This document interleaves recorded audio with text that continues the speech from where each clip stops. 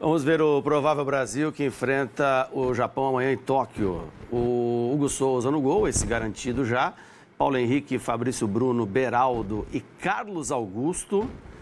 Esse time jogar um jogo de Copa, hein, Bernardo? Depois, em 2040, alguém vai olhar e falar, essa defesa aí? Casemiro, Bruno Guimarães e Paquetá, Martinelli, Luiz Henrique e Vinícius Júnior. Foi malvado com a defesa, não? Não. Se não houver nada de extraordinário, e quando eu falo sobre algo extraordinário é a lesão de pelo menos 3 titulares aí do sistema defensivo, eu acho muito improvável que essa defesa entre em campo em junho, julho do ano que vem. Agora, eu não descarto o Carlos Augusto como titular desse time, não, cara. Para mim, é o melhor lateral esquerdo que o Brasil tem à disposição. Embora o Douglas Santos tenha jogado muito bem contra o Chile e não tenha comprometido contra a Coreia, o Carlos Augusto é um jogador muito bom, cara. Muito bom. Ele rivaliza, vale lembrar, com o Di Marco, né? Que é um baita do ala, né, Inter? Um dos melhores do mundo, na minha opinião. Embora tenha perdido o desempenho da final da Champions para cá.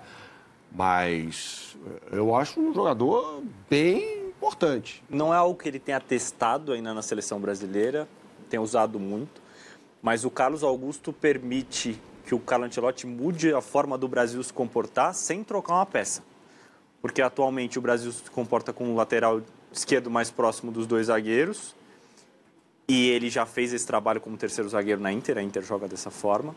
E se ele precisar de um lateral esquerdo de passagem, que chegue mais no fundo, pelo ponto que o Berna traz de rivalizar com o Di Marco, ele já foi um ala também. Então ele pode ocupar aquele lateral esquerdo para o ponta do Brasil jogar um pouquinho por dentro. Então ele pode mudar, digamos, o eixo da seleção brasileira ali, sem trocar uma peça. Só mudando o posicionamento do Carlos Augusto. Ele te entrega algo que o Douglas Santos, por exemplo, não te entregaria. Então, e assim, a escalação também, ela fala bastante e vai ao encontro do que nós colocamos aqui na semana passada. Mais uma vez, a dupla é a bola de segurança que ele tem no meio, para dar o equilíbrio. Tanto é que ele, mais uma vez, preserva Casemiro e Bruno Guimarães. Né? Ele poderia trocar? Poderia. Mas ele entende que esses caras são fundamentais hoje. Então ele muda a defesa, muda o ataque, mas ele deixa o meio... Mas e a tese do teste, né? Se ele vai testar jogadores, mas não testa numa posição principal... Até por isso. Vital. Até por isso, é o coração desse time. Isso ficou claro no jogo contra a Coreia. O time pulsa ali com Casemiro e Bruno Guimarães. Aí, eu e o Léo concordamos em relação a isso. A gente discorda de vez em quando, mas na quinta-feira a gente concordou. O jogo foi na quinta, né? Foi na quinta. Que tem de haver um plano B ali. Tem? Claro. Já tem isso? Não me parece haver. Até porque ele vai repetir a dobradinha. Foi sexto o jogo, não foi? Foi sexta? Foi sexta. Não me lembro. Foi quinta ou sexta-feira? Enfim. Foi sexta, dia 10. Na Copa de 18, o Casemiro estava suspenso contra a Bélgica. E aí o mundo caiu na cabeça do Fernandinho como se o Fernandinho fosse um pereba, né? Bom, a gente falou aqui, a gente concordou que o Fernandinho talvez seja o jogador brasileiro mais influente na história da Premier League, né? Sim, sim. O cara é um monstro, tem uma história no futebol gigantesco. Estava no 7-1, faz um gol contra a Bélgica em 2018, vira uma persona não grata para a torcida brasileira, né? Porque tá errado para mim, mas enfim, é só uma opinião. Agora, se perde um desses caras, Bruno Guimarães ou um Casemiro num jogo decisivo, vai com quem? Precisa testar. Eu vou perguntar pro Léo James, né? Porque ele trouxe o iPad. Não, peraí, que eu não tô entendendo. Mas você acabou de falar que não é momento para testar. Não, Ivan, mas nesse caso, sim. A importância desse setor é muito grande. Para mim, isso ficou muito claro no jogo contra a Coreia. Eu acho que o Casemiro não tem substituto. A não ser que tenha sido algo circunstancial o papel dos volantes daquele jogo, que eu acho que não é. Posso estar enganado. A gente viu um papel definitivo, ofensivo desses caras, principalmente no primeiro tempo. Não à toa, foram 2 assistências, uma de cada um na primeira etapa. Você perde um desses caras, quem você vai colocar? O Andrei, o André, o João Gomes, são esses jogadores que o Brasil tem. É abaixo, hein? Então. Eu acho que ele cai bastante. É abaixo, hein? Cai. É abaixo. Você não tem um Fabinho hoje, entendeu? Não que eles não possam ser, né? Eles não possam ser esses jogadores no futuro. O Casemiro falou que o cara que tem características próximas às dele seria o Fabinho, que não vem sendo convocado, chamado para a seleção brasileira. Eu acho que o Andrei consegue fazer o papel de 5, mas não é o 5 com qualidade, André, nem o mesmo 5 que o Casemiro. Mas eu gosto muito do futebol do Andrei, tá? Eu acho... Na próxima Copa do Mundo, o Andrei será titular da seleção brasileira. A questão é ele tá pronto ou não, né? Qualidade a gente sabe que tem. Diz na 2030, né? Na próxima, depois de 2026, dessa, né? Copa de 30, o Andrei será titular da seleção brasileira. Mostra o que você trouxe aí para nós. Bom, trouxe o provável Brasil para a gente entender como é que vai se comportar a seleção de Carlo Ancelotti diante do Japão. Então, os padrões estão muito claros. O Carlos Augusto, o lateral esquerdo, vai ficar mais próximo dos dois zagueiros. O Paulo Henrique será o lateral direito. E como a gente mostrou na análise da semana passada, é um cara que chega muito bem ao ataque.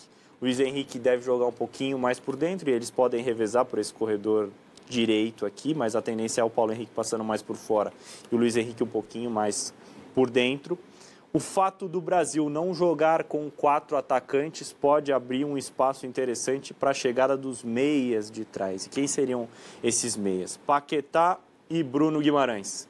O Bruno pode infiltrar bastante por esse lado direito, ou então ter uma chegada também do Paquetá nesse mesmo setor, já que o Vinícius Júnior será o homem mais avançado da seleção, mas deve se comportar mais, se posicionar mais por esse lado esquerdo, fazendo companhia ao Martinelli, o ponto esquerdo do Brasil nesse caso, e os dois podem trocar de posição, por mais que o Martinelli não seja um atacante que gosta de jogar tanto por dentro quanto o Vinícius.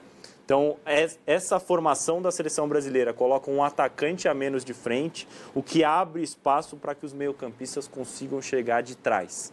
A gente mostrou até uma análise aqui recentemente do Bruno Guimarães, de como ele consegue infiltrar na defesa adversária, além dos passes, as inversões, as assistências, tudo que ele contribui para a seleção brasileira. Mas acho que será um jogo que os dois meias, Paquetá e Bruno Guimarães, vão participar bastante das ações ofensivas do Brasil. Mas assim, Léo, o Brasil não perde muito. O Luiz Henrique, pela ponta, ele atropela o lateral adversário, né? Assim... Vai ter uma troca de posições entre Paulo Henrique e Luiz Henrique aqui. Paulo Henrique faz uns gols pelo meio no Vasco. Né? O Paulo Henrique é um jogador muito de corredor. É um jogador muito de corredor. E aí veremos como o Luiz Henrique vai se comportar no momento em que ele tiver que vir para uma zona mais central. Algo que o Estevão fez muito bem diante da Coreia. E o Estevão já foi 10 na base, depois passou a ser utilizado mais pelo lado direito. Por isso, para mim, o Estevão é um jogador melhor do que o Luiz Henrique. Acho que não há comparação. Não há comparação. Essa limitação que o Luiz Henrique e o Martinelli têm, Ivan, podem tirá-los da Copa do Mundo? Porque assim, se a gente tem um jogador que tem mais uma característica única, né? No caso aí, de profundidade pelo lado, drible, 1 contra 1, mas você traz ele por dentro, ele não é tão bom. Eu acho que o Martinelli corre mais risco que o Luiz Henrique. Porque, assim, justiça seja feita, o Luiz Henrique, em várias oportunidades que ele teve com a seleção brasileira, ele jogou bem. Ele correspondeu. Em todas, né? Até. Eu acho que até aqui, cara, ele não deixou a desejar. O Martinelli, sim, oscila bastante. Eu acho que vai depender bastante daqueles que já estão no radar. Então, vamos lá. Vamos pensar aqui por dentro, tá? 2 meias. Paquetá e Rafinha. Vou colocar o Rafinha em tese por dentro, tá? Pela esquerda, Vini Júnior e Rodrigo. Pela direita, Estevão, Luiz Henrique, João Pedro e mais um centroavante. Ou pode ser Matheus Cunha. João Pedro e Matheus Cunha. Mas contra a Coreia, Rodrigo e Vinícius jogaram juntos, né? Sim. Não, aí ele pode variar bastante. Eu só tô pensando em todos os nomes que ele pode ter. Para saber, tem vaga para o Martinelli? Que eles não sejam concorrentes, entendeu? Mas é que na pergunta que eu fiz para o Ivan, tem esse contexto, né? Jogadores que fazem coisas diferentes. O Rodrigo pode ser esquerda, pode ser por dentro. Martinelli não. Martinelli não. Mas, de repente, o Rafinha pode jogar na posição que está o Luiz Henrique aqui no nosso campinho. Não, mas ele pode. O que eu tô colocando... E ele pode competir, ele pode ser o par, digamos, do Estevão. Então ele leva 2 jogadores canhotos que conseguem cortar para dentro. Ele leva Estevão e Rafinha. Sim. E não leva o Luiz Henrique. Eu veria mais... Para levar o Martinelli do lado esquerdo. Eu veria mais esses caras, Luiz Henrique e Martinelli, no time do Tite. De 2022, principalmente. Sim, perfeito. Não de 2018. Os laterais jogavam por dentro. Para ele era inegociável ter 2 pontos abertos. Era inegociável. Sim. Né? Ele morreu na Copa do Mundo com essa ideia. Era um plano. E um plano diante da oferta de pontas que o Brasil tinha o Antony bem ainda e tal. Naquele momento, até compreensível, né? Em 2018, ele tinha essa ideia, mas ele mudou, né, o posicionamento do Gabriel Jesus ao longo da Copa do Mundo, do Neymar. Ele tinha mais mobilidade naquele ataque. Tinha o Firmino, que é um jogador, para mim, muito subestimado. Em 2022, não. Acho que ele tinha uma ideia mais fixa em relação aos pontos. Então, por exemplo, você pega o Martinelli, por exemplo. Quem é o cara que rivaliza com o Martinelli no Arsenal? É o Trossard, né? O Trossard não é um ponta. Ele pode também ser um ponta, mas é um jogador que tem uma facilidade de chegar pelo meio, de sair da esquerda para ir para o meio. Martinelli não, cara. Martinelli é um jogador de abrir campo, né? Eu não vejo o Martinelli como um jogador tão versátil. Assim. Ele vai fazer aquilo bem, mas ele vai fazer aquilo. De abrir campo e que vai jogar bem posicionado aqui próximo à linha lateral do lado esquerdo, como a gente coloca aqui. Mas esse jogador é utilizado nessa posição, né? Eu espero um pouquinho mais para ver como será o Luiz Henrique tendo que atuar um pouquinho mais por dentro. Jogando menos aberto, já que o corredor do lateral direito é geralmente do lateral direito. Vendo se ele vai se adaptar bem a esse papel. Novamente ressaltando, tanto o Rafinha quanto o Estevão podem executar esse papel aqui que é do Luiz Henrique. O ponta do lado esquerdo vai jogar aberto. O ponta do lado direito não necessariamente. Vai jogar um pouquinho mais por dentro. Eu não abriria a mão do Luiz Henrique. Para mim, acho um tremendo jogador. Acho que algumas escolhas a gente pode discutir, escolhas dele, né, para tocar a carreira. Mas quando eu olho para o lado direito e vejo Estevão e Luiz Henrique, acho que o Brasil está muito bem servido. Aí você vai pensar por dentro, você vai pensar pela esquerda, você vai pensar na função de 9. Você tem Estevão e Luiz Henrique pelo lado direito, é um esculacho. Não, eu acho também, mas vamos lá. Antony não consegue superar eles nesse momento, nem... Não, Antony não. O Antony fez uma baita temporada no Betis. Por isso, porque é um baita jogador também. Eu acho que há duas coisas muito claras quando a gente vai analisar a seleção brasileira hoje. A importância dos volantes e o papel do lateral direito. Como ser esse jogador de corredor. O Wesley é esse cara. O Emerson Royal é esse cara. Só que o Emerson Royal não vai para a Copa do Mundo. Mas é bem esse cara, esse tipo de jogador. Não espere desse jogador organização do jogo mais centralizado. Não, esse cara vai passar. E o Paulo Henrique também é esse cara. Paulo Henrique é esse cara. E o Wanderson? Wanderson no Grêmio era. Mas jogador de finalização também. Ele tem uma particularidade, é um cara que chuta bem de fora da área, o Wanderson. Agora, nesse cenário todo... Não, mas só para completar o raciocínio. Diga. Num cenário em que você tem o lateral direito ultrapassando o tempo todo, o Estevão se adapta melhor a essa posição do ponta direita, entre aspas, do que o Luiz Henrique. Sim, mas o Luiz Henrique é mais um jogador... Eu estou do lado do Ivan, porque o Luiz Henrique, todo jogo que o Brasil precisou mudar o jogo, ele entrou e mudou o jogo. A gente começou o programa falando de jogadores que podem mudar a seleção brasileira. E acho que o Luiz Henrique é esse cara. Ele entrou e mudou o jogo. Veremos como ele vai atuar agora como titular. É uma coisa você entrar no decorrer... Sim, mas ele pode ser importante no banco, pô. Ele pode ser o cara que a gente falou aqui no começo, que na Copa do Mundo você olha para o banco e fala, pô, quem é que vai atropelar alguém aqui? É o Luiz Henrique. Mas você vai levar um cara para a Copa do Mundo só pelo que ele te entrega no decorrer do jogo. Se ele inicia, ele vai mal e você vai levar ele no mesmo jeito. Você tá selecionando um jogador que tem capacidade de decisão. Mas o ponto é esse. Se ele for mal no jogo que ele é escalado como titular, você vai levar esse cara mesmo assim? Ué, você vai concluir só por um jogo? Não. É a oportunidade que está sendo dada para ele. Claro. Como ele já entrou muito bem contra o Chile. Contra a seleção brasileira. Ele tem crédito. Ele tem um crédito. O Peru aqui em Brasília, ele atropelou todo mundo. Ele entrou... Então, mas contra o Chile ele entrou... Mas aí não era o Ancelotti contra o Peru. Não era, mas era o Luiz Henrique, né? Tá, então vamos lá. E se o Luiz Henrique destruir contra o Japão? A gente vai começar a imaginar o Luiz Henrique no lugar do Estevão? Eu acho que ele ganha muitos pontos. Não, no lugar do Estevão, não. Não, acho que são jogadores de patamares diferentes. Exato. Eu não acho que exista esse abismo. Mas eu acho... Mas então qualquer um que for... Eu não acho que existe essa diferença brutal. Cara, um cara tá decidindo pro Chelsea contra o Liverpool e o outro... Sim, por escolhas. Não por falta de capacidade. Não. Por escolhas. O Luiz Henrique não iria pro Chelsea nunca. Porque o mercado enxerga os jogadores de forma diferente. Porque eles têm...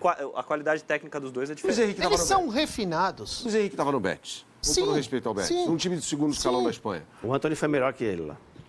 Sim. Só pra gente fazer uma comparação. Sim, ele não foi bem. Ele teve que voltar pro futebol brasileiro. Trata-se de um grande jogador. Claro. Grandíssimo jogador. Mas se a gente partir da Mas premissa que o Estevão é isso tudo, qualquer um que for com o Estevão para jogar do lado direito vai para ser reserva. Claro. Então, se é para ser reserva e um cara que define o jogo é o Luiz Henrique... O Estevão vai ser titular? Não tenho, mas eu quero encaixar o Luiz Henrique nessa história que a gente está falando de alguém que muda o jogo. Eu acho que não dá para abrir mão do Luiz Henrique, é isso que nós estamos falando. Eu não acho que ele é tão indispensável assim, não. Entre o Martinelli e o Luiz Henrique, eu levaria o Martinelli. Não, eu levaria o Luiz Henrique. Eu levaria o Martinelli pro lado esquerdo. e o Luiz Henrique. Eu acho que ele vai ser mais útil, aberto pelo lado esquerdo. Um clássico contra o City. Foi empate, mas eu só entendo assim, o nível do Luiz Henrique, eu acho que o fato dele não estar na Europa é uma circunstância. Porque bola ele tem. E ele reúne tudo. Ele é jovem, ele é veloz, ele é alto, ele é forte, ele é habilidoso. Ele reúne muitas características. Não, e ele tem poder de decisão. Ele tem poder. E personalidade, capacidade, claro. Então, assim... Só que eu acho que ele fez uma condução, a gestão de carreira, que é um termo que está na moda errada. Pega o Almada, por exemplo, que era tão importante quanto ele naquele time do Botafogo. Campeão brasileiro e da Libertadores do ano passado. O Almada está no Atlético de Madrid, cara. Bernardo, eu acho que a gente não pode olhar com um certo preconceito quando você tem jogadores se destacando e quando você tem carências, tá? Nós discutimos na semana passada a importância do Bruno Guimarães e a dificuldade de substituí-lo. Por isso que eu acho que a seleção brasileira não pode fechar os olhos para o Gerson. O Gerson tem essa capacidade. Mas você precisa levar em consideração onde o cara está jogando. Ele não está jogando. Não tem como tirar isso da equação. Ele não está jogando. Não tem como. Eu tenho que ser coerente. Eu falo isso sobre o Neymar, eu tenho que falar sobre o Gerson. Se você tem dois jogadores que estão praticamente entregando a mesma coisa e você olha para o nível de competitividade, ou seja, onde ele está inserido, como critério de desempate, beleza. Agora, se você não tem e você confia no Gerson, mas ele está jogando na Rússia, tem um outro jogador que joga no Chelsea, mas eu não confio muito. Só porque ele joga no Chelsea, não. Não, acho que mas é um critério, às vezes é um critério de diferenças para você diferenciar um do outro quanto à qualidade técnica. Um não joga no Chelsea, o outro joga no Zenit porque é exigido aconteceu um acaso. Quero ver o Messi jogar no Chelsea. Não, tudo bem, mas você está lá no banco. Você está no banco, você é o técnico da seleção, Bernardo. Você está lá no banco. Aí você olha, tem o Matheus Cunha para entrar no segundo tempo, o Martinelli, o Luiz Henrique e sei lá quem mais é reserva. Depende muito do que o jogo pedir. Você vai de eu acho outro que é importante jogador? você ter um cardápio ali de opções. Se o jogo pede, você está jogando contra uma linha de 6. Desculpa. Contra o Marrocos, que é um time que se defende muito bem. Do Vale de Regragui. Chegou à semifinal da Copa do Mundo se defendendo. E tudo bem, ele achou um caminho ali. Você está perdendo para o Marrocos. Você vai precisar do quê nesse jogo? Você vai precisar de um ponta, provavelmente, para abrir o campo. Você vai precisar de um cara definidor. O Luiz Henrique pode ser útil nessas circunstâncias. Agora, se você estiver enfrentando uma Espanha perdendo o jogo, você pode colocar o Matheus Cunha, que é um jogador que eu acho que encaixaria melhor. A minha questão é essa, com o Luiz Henrique um pouco mais por dentro, vale a gente lembrar aqui, um dos últimos caras que se adaptou à maneira como o Arthur Jorge pensava o Botafogo foi o Luiz Henrique. Ele foi muito criticado no início da passagem dele pelo Botafogo. Ele se machucou, né? Ele se machucou e ele teve dificuldade para se adaptar a esse jogo um pouco mais por dentro. Não era só o cara que ficava aberto do lado direito cortando para dentro. E o jogo do Botafogo tinham que fazer esse movimento para dentro. Né? Ele teve muita dificuldade. Eu quero ver contra o Japão se o Paulo Henrique passar por fora e ele tiver que jogar um pouquinho mais por dentro, se ele vai conseguir desequilibrar o jogo da mesma forma como ele desequilibra por fora. No caso do Martinelli, a adaptação é muito menor. Ele já joga nessa posição no Arsenal e vai jogar na seleção brasileira. Sim.